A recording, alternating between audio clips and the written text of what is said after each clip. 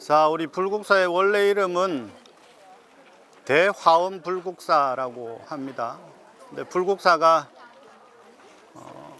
원래 이 모양은 아니었던 것 같고, 예전에는 지금보다 훨씬 더 넓은 면적이었을 거로 추측이 가능합니다. 그리고 아미타경, 무량수경 변상도를 기준으로 보면 분명히 이 앞쪽은 연못이어야 맞아요.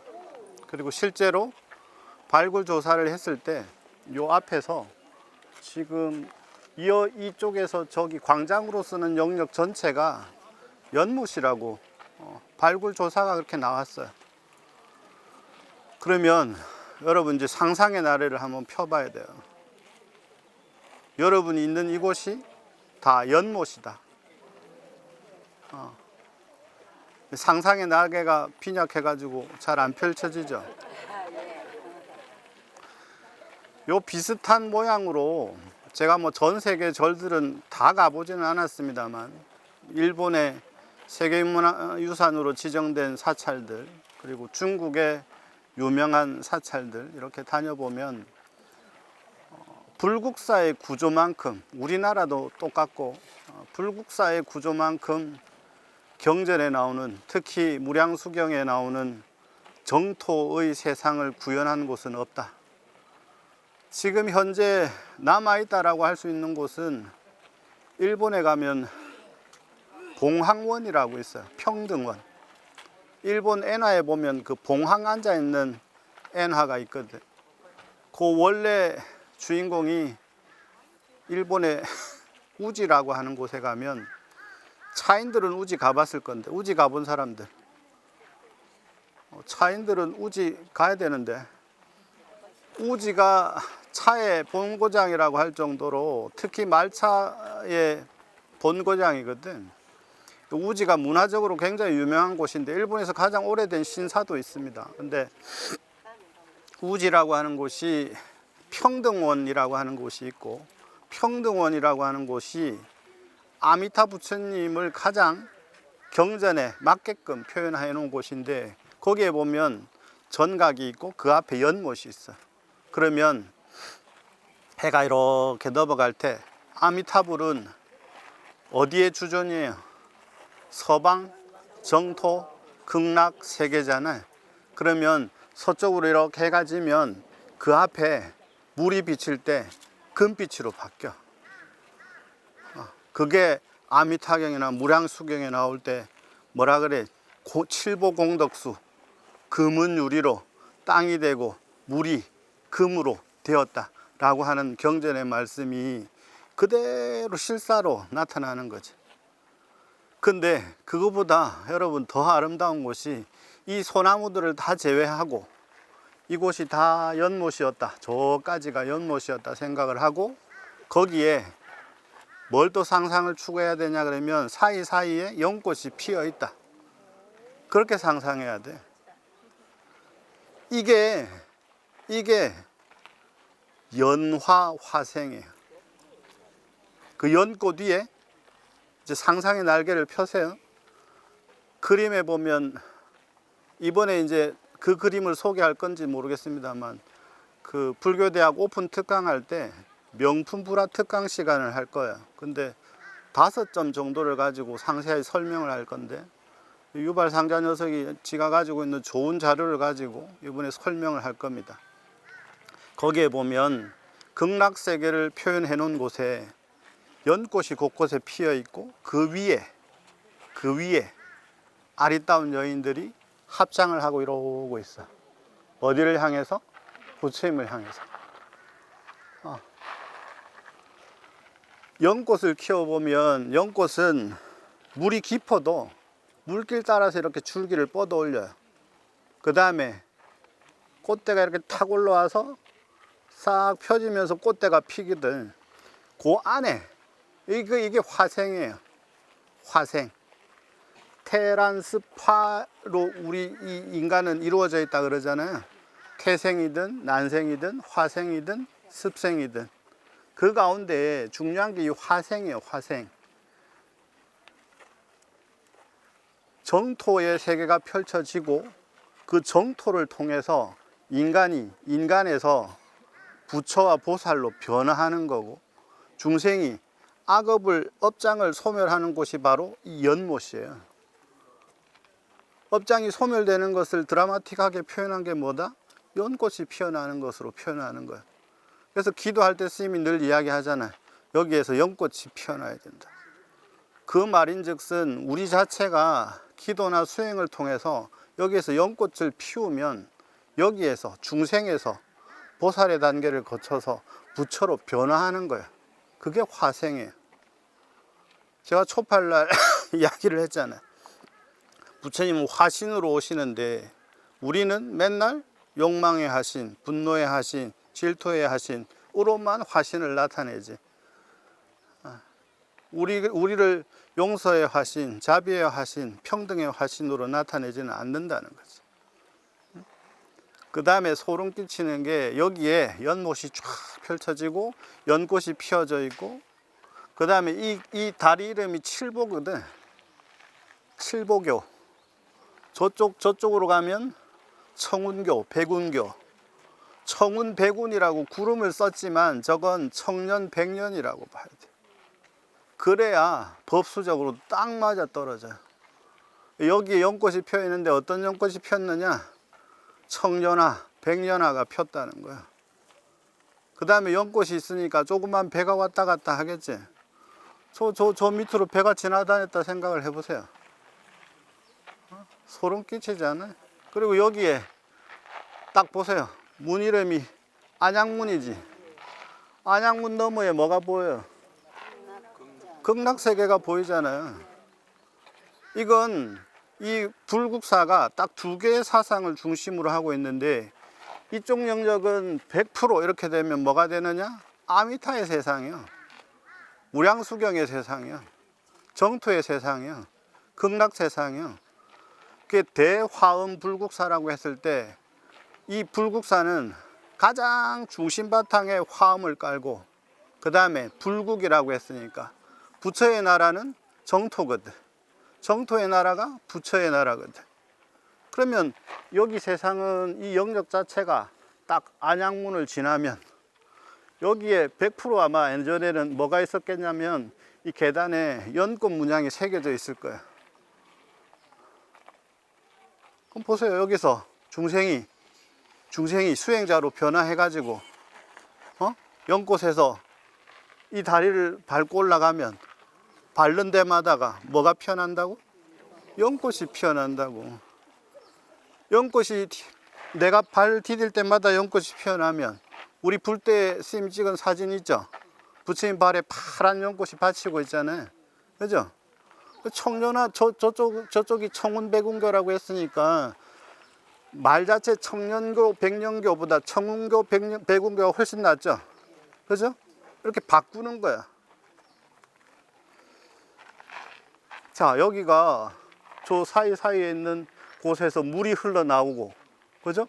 저기에서 수각처럼 돼 있는 데 있지? 저기에 보면, 그죠? 저런 구조가 저기만 있지는 않았을 거야, 아마. 중간중간에 있었다고 생각을 해야 돼. 그러면 저기서 물이 쫙 쏟아지고, 여기는 항상 물이 찰랑찰랑 하면서 빛이 비추면 뭐 어떻게 되겠어요? 아까 내가 이야기했죠? 평등원이 금빛으로 바뀐다고. 빛의 색깔에 따라서. 석굴암도 마찬가지입니다. 석굴암 저렇게 무덤식으로 만들어 놓으면 안 돼요. 원래 석굴암이 안으로 빛이 들어가면서 부처님 미간에 딱 비치면 빛이 일본 쪽으로 쏜다고 했거든. 자, 이 불국사를 지은 사람이 누구라고요? 카드라 통신과 진짜배기가 이렇게 묘하게 섞여 있어요. 왜 그러냐면 김대성이라는 사람은 불국사를 처음 불국사가 지어진 시기보다 한 100여 년 정도 뒤에 사람이거든.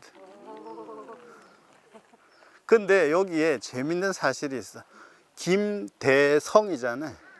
그죠? 이제 카드라 통신은 그래.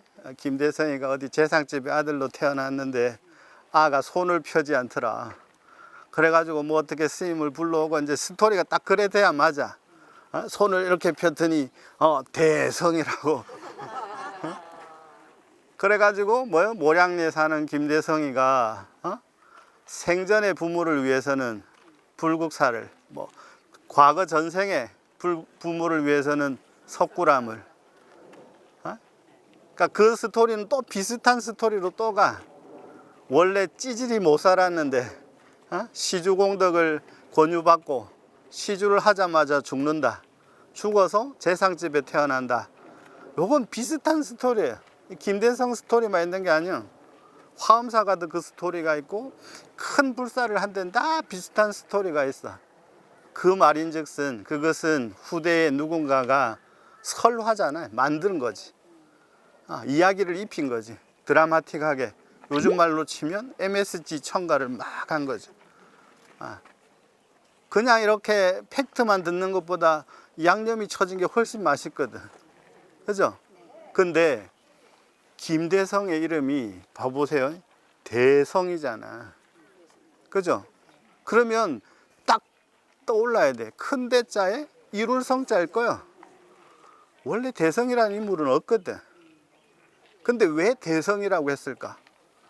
불국사가 시작은 했으나 마치 황룡사를 시작은 했지만 황룡사의 랜드마크는 황룡사 9층 목탑이거든요. 9층 목탑은 자장스님에 의해서 만들어진단 말이야. 황룡사는 원래 있었던 거고. 불국사 석굴암도 마찬가지지. 한 100여 년 전에 불사는 시작을 했으나 완공은 못했을 거다. 그때 누군가가 뛰어난 사람이 시절 인연이 딱 맞아 떨어져서 마치 우리 정법사가 100년의 역사가 있었지만 지태스님이라고 하는 대단한 능력을 가지신 분과 여러분들이 힘을 합쳐서 엄청난 불사를 이룩한 것처럼 여기도 마찬가지예요. 그러니까 대성, 크게 이루었단 말이에요. 완벽하게 이루었단 말이에요. 이해가 갑니까? 왜 대성인가? 이거 어디야? 책에 안 나오는 거예요, 이거. 이 정토 세상을 펼쳐놓는 것도 마찬가지예요. 제가 일본의 평등원을 보고 여기를 다시 봤을 때, 정말 대단한 것이구나. 경주가 왜 여러분 수학여행의 성지가 된 줄 아세요? 그 비하인드 스토리가 있어. 박정희 대통령이 이쪽에 순시를 왔는데 그때만 해도 엉망진창이었던 거야. 그래서 이거 이래 가지고는 안 된다. 이거 제대로 복구하시오. 그리고 복구만 해서는 안 되니까 우리나라 사람들이 많이 알면 좋겠다. 그래서 요 밑에 개발되는 거요. 그래가지고 본격적으로 전국에서 이리 모는 거요. 경주로 가야 된다. 근데 박정희 대통령이 하나 더 추진하려고 했던 게 뭐냐? 옛날 기록에 보면 이 수도 경주 서라벌에 절들이 기러기 날아가는 것처럼 줄을 지어서 이루어져 있었다. 이렇게 나오거든. 그걸 재현하려고 했어요. 실질적으로. 그래서 한쪽을 밀고 요즘으로 치면 전주 한옥마을처럼 여기를 이 일대를 경주 서라벌을 옛날 신라의 나라에서 신라의 기록에 나오는 것처럼 만들려고 했다는 거예요. 근데 그때 당시에 됐으면 아마 일본의 교토보다 훨씬 더 좋았으리라고 저는 생각을 합니다. 우리의 역사는 사라져 있지만 이 흔적을 찾아보려면 일본을 가야 돼요. 일본을 가면 우리 사라진 역사를 알 수가 있어요. 신라시대의 절의 모습, 백제계 장인이 지었을 모습들, 그런 것들을 유추할 수 있는 게 지금도 남아있다는 거지. 냉정하게 옛날 기록을 참고를 해서 정말 그렇게 만들었을 거라고 보면 여기, 그 다음에 요 가운데는 원래 범영루가 아니고 수미루였다 그러거든. 요 가운데는 불교에서 이야기하는 가장 고귀한 산이 수미산이에요. 그게 건축으로 나타나면 부처님 모신 단 있죠. 한 단, 두 단, 3단으로 되어 있거든. 그게 수미산을 목조 구조로 표현해 놓은 것이 수미단이에요. 그래서 수미단이야. 발상의 전환이 우리나라 사람들 정말 대단한 거야. 수미산이 바깥에만 있을 필요 있나? 법당 안에도 구현할 수 있지. 그래서 수미산 위에 부처님이 앉아 계시는 거예요. 여기도 마찬가지. 이 수미산을 어떻게 표현을 할까? 가운데 수미산을 표현을 한 거예요. 저렇게 우뚝 솟아 있죠.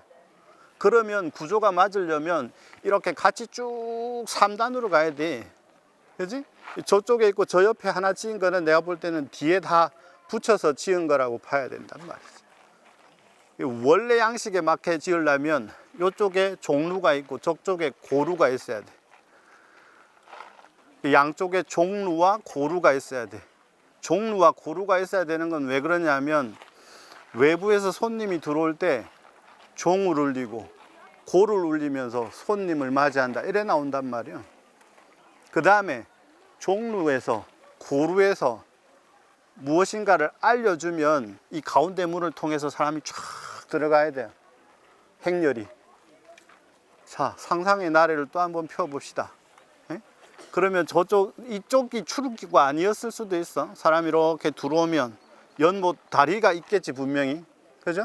다리를 건너서 갈 때 양쪽에서 왜 우리 흔히 뭐라 그래요? 풍악을 울려라.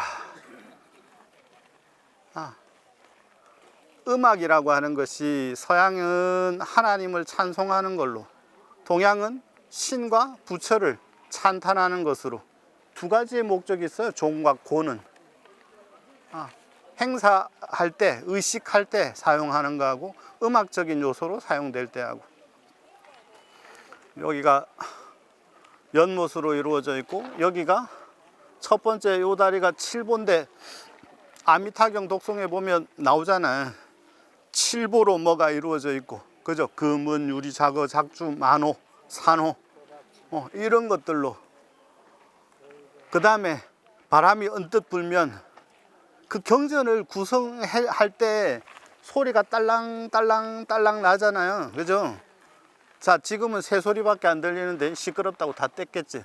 요런 데 풍탁이 걸려 있고, 그죠?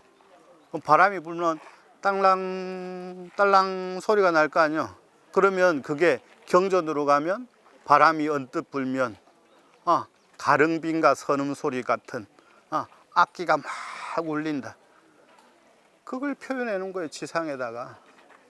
예? 여기에 연못이 막 있고 그 사이에 배가, 조그마한 배가 당기기도 하고 저기에서는 물이 떨어지고 상상의 나래만 펴도 어마무시하죠. 그 다음에 또 하나, 기단부가 정말 멋진 기단부로 이루어져 있는데 사람이 배워야 되는 게, 저 가운데는 자연석으로 되어 있잖아요. 그죠? 여기는 어때? 좀 정리가 되어 있는 것 같죠? 외국의 스투파, 탑들을 보면 어떤 형성으로 되어 있냐면, 탑으로 가장 유명한 탑이 인도네시아의 족자카르타라고 하는 곳에 가면 보로부두르라는 사원이 있어요. 이 보로부두르 사원은 철저하게 환경에 나오는 52단계의 지위점차를 바탕으로 해서 탑이 구성이 되어 있거든. 이 탑은 세계 8대 불가사의에 들어가요. 여기를 가서 보고 이걸 보면, 이야, 우리나라 양반들 정말 대단하다. 정말 대단하다. 어떻게 그 구상을 하고 이렇게 앉혔을까? 자, 이쪽 다리의 모습하고 저쪽 다리의 모습이, 이 축대 부분, 요 중심되는 부분, 저쪽 중심되는 부분이 비슷하면서도 조금 저쪽이 더 정리되어 있는 느낌이 나죠. 그죠? 여기는 아미타불 세계를 표현한 거고, 저쪽에 가서 봅시다. 여기는 부처님 그 정토 세계를 구현을 한 건데, 자, 여기 다리가 하나, 둘, 셋, 넷 이렇게 쫙쫙쫙쫙쫙 치어지고 그 사이에 다듬어진 돌들이 꽉 채워져 있잖아요. 요거를 법수상으로 보면 처음 단계를 십신의 단계라고 이야기를 해요. 십신, 믿음, 그 다음에 십행, 그 다음에 십회양, 그 다음에 십지거든. 그 밑에는 사실은 십주라고 해서 발심주부터 시작해서 다시 10단계가 있어. 그러면 다시 봅시다. 십주의 단계, 십신의 단계, 그 다음에 십행의 단계, 그 다음에 십해양의 단계, 그 다음에 십지의 단계. 그럼 몇 개요? 몇 단계예요? 5단계죠? 그럼 10씩 했으니까 몇 개예요? 50이죠? 어려운 거 아닌데, 그죠? 그러면 여기에 2개만 더 하면 이제 52단계가 되는 거예요. 그 다음에 여기 하나가 더 붙으면 무슨 선지식? 어이, 똑똑하다. 이게 화음의 구조거든. 그러니까 아까 이야기한 보르부드르 사원은 그 단계에 부처인 과거 전생 이야기부터 시작이 돼요. 부조가. 그래서 내가 거기에 며칠 머물면서 사진을 찍은 적이 있는데, 여기도 그 구조로 보면 그냥 기법으로 보면 자연석으로 쌓고 뭐 조금 정제된 돌로 쌓았다. 이건 그냥 일반적인 이야기고, 옛날 사람들이 이 연못을 파고 이렇게 치밀한 계산 속에 작정을 하고 짓는데 이걸 그런 식으로 쌓았다? 말이 안 맞지. 자, 자연석의 상태는 중생의 상태. 그 다음에 조금 다듬어지면 어떤 단계?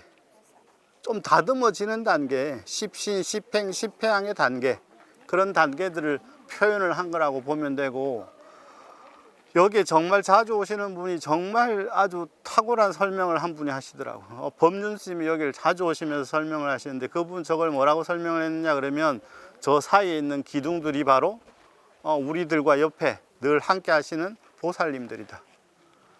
보살님들이 중간중간에 기둥을 탁탁탁탁 잡고 그 안에 중생들이 흔들리지 않도록 딱 잡아주고 계신 거다. 이게 다 자연석들입니다. 뒤에 자연석인데 반반한 면으로 만들어 놓은 거예요. 아시겠죠? 그러면 이 단계가 스님의 설명대로 하면 수행의 단계를 설명을 하고, 수행의 단계를 거쳐서 어디로 넘어가느냐? 부처의 세상으로 넘어간다. 이렇게 보시면 되고, 정리하면 여기는 원래 연못으로 이루어져 있던 곳이고, 연못은 무엇을 상징하느냐? 연꽃을 상징하는데, 연꽃은 또 뭘 상징하느냐? 중생이 보살로 변화하는 걸 상징한다. 변화해서 그러면 어디로 가야 되느냐? 부처님 세상으로 가야 된다. 그게 우리나라의 지명에 남아 있는 거야. 안양. 경기도 안양 있잖아요. 울산 가면 무거동이 있거든. 무거동. 무거동이 문수보살 성지와 연관이 있는 곳이에요. 무거. 가대 간바가 없어. 어디로 문수보살이 사라졌는지 무거란 말이에요. 무거. 그 조금 더 가면 무척이 있거든. 자, 여기서 저쪽 옆으로 이 수미 법령루를 지나서 저쪽 자하문 쪽으로 이동을 하도록 하겠습니다. 저쪽 자하문 쪽으로 가죠. 일반 학자들도 잘 몰랐다가 수학여행 온 꼬맹이가 이건 왜 이래요? 라고 시작해서 여기가 그 지진에도 무너지지 않은 비밀이 발견됐다는 아치형 형태의 모습입니다. 그러니까 우리는 그냥 지나다니니까 잘 모르잖아요. 자, 이쪽에서 간 돌하고 이쪽에서 간 돌하고 만나는 지점에 돌 모양이 어때요? 돌 모양이 양쪽을 다 받아주는 모양으로 이렇게 깎여 있잖아요. 그죠? 이거는 이쪽으로 밀고 이거는 이쪽으로 밀고, 서양은 저기에 힘이 제일 많이 받으니까 가운데에 제일 튼튼한 부조물을 하나 집어넣어.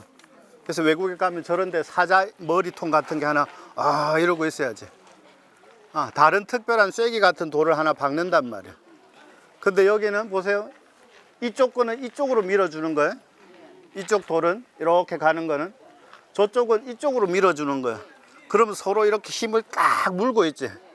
근데 가운데 돌은 보면 보세요. 이쪽 돌 모양 이쪽 돌 모양을 다 받아주는 모양으로 이렇게 깎아져 있지. 저게 수학 공식으로 풀어진다는 거야. 저게 그 옛날에 했던 내진 설계라는 겁니다. 이거 여러분, 저쪽에 돌 쌓여진 모양하고 이쪽에 돌 쌓여진 모양이 어때요? 다르죠? 그죠? 저 위에도 한번 보실래? 자하문 앞에 어때요? 저쪽 안양문 앞보다 어떻습니까? 훨씬 더 웅장하죠. 그리고 권위가 있어 보이잖아요. 그러니까 아까 이야기했죠. 여기는 대화음 불국사인데 저쪽은 정토부 계열의 경전을 중심으로, 이쪽은 화엄경과 현세 가장 중생들에게 해당 사항이 넓은 말씀을 하는 법화경 중심으로 돼 있는 공간이다. 그래서 여기가 권위적으로는 훨씬 더 높습니다. 그러니까 여기가 더 메인 건물이라고 봐야 되죠. 여기 지나서 이렇게 넘어가니까. 그러면 저것은 후대에 만들어진 걸로 봐도 되고, 요건 초기에 만들어진 걸로 봐도 된단 말이에요. 그래서 저쪽은 다리 이름이 칠보교, 연화교인데 여기는 청운교, 백운교단 말이지. 그러면 아까 이야기했죠. 청운과 백운은 연꽃연자로 바뀌어도 된다. 왜냐하면 연꽃은 우리나라의 상징이 아니라 인도의 상징인데, 인도에서 연꽃은 다양한 의미로 쓰여집니다만 인도의 연꽃은 우리 연꽃하고 다르거든. 푸른 수련 계열의 연꽃들이란 말이야. 그 연꽃은 뭘 상징하냐 그러면 태양을 상징합니다. 샤카모니, 샤카족이라고 하는 종족 자체가 원래 태양의 종족이라 하거든. 태양의 후예라 하거든. 그 종족들이 일설에 의하면 이렇게 라인을 타고 넘어와서 신라에 안주를 한다.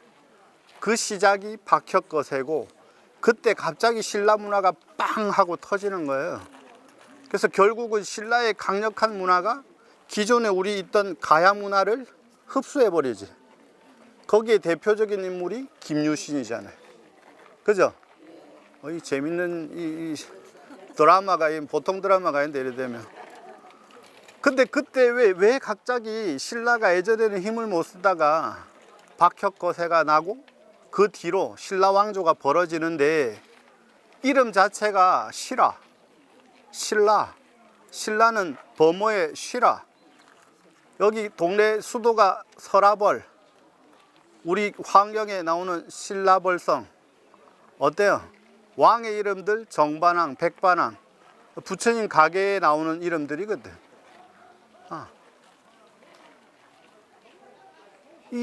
그냥 설명이 안 됩니다. 갑자기 인도 문화가 여기서 갑자기 나타난다? 김해 쪽 가면 더 심하지.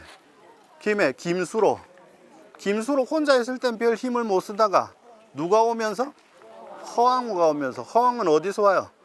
아유타에서 오잖아요. 그죠? 여기 보면 저쪽 설계 구조물하고 이쪽 구조물이 훨씬 더 장엄되어 있는 모습을 알 수가 있고, 이 서양의 돌들은 조각하기가 매우 쉽지만 화강암을 이렇게 주물르기가 쉽지가 않습니다.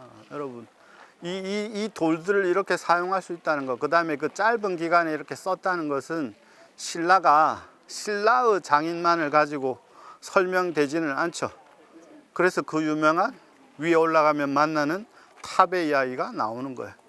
그 다음에 우리 자장 스님께서 만드셨다는 황룡사지 구층 목탑도 역시 마찬가지예요. 자, 이쪽으로 해서 저쪽으로 해서 메인 그 불국사 하면 다보탑, 석가탑이잖아요. 그쪽으로 이동하겠습니다.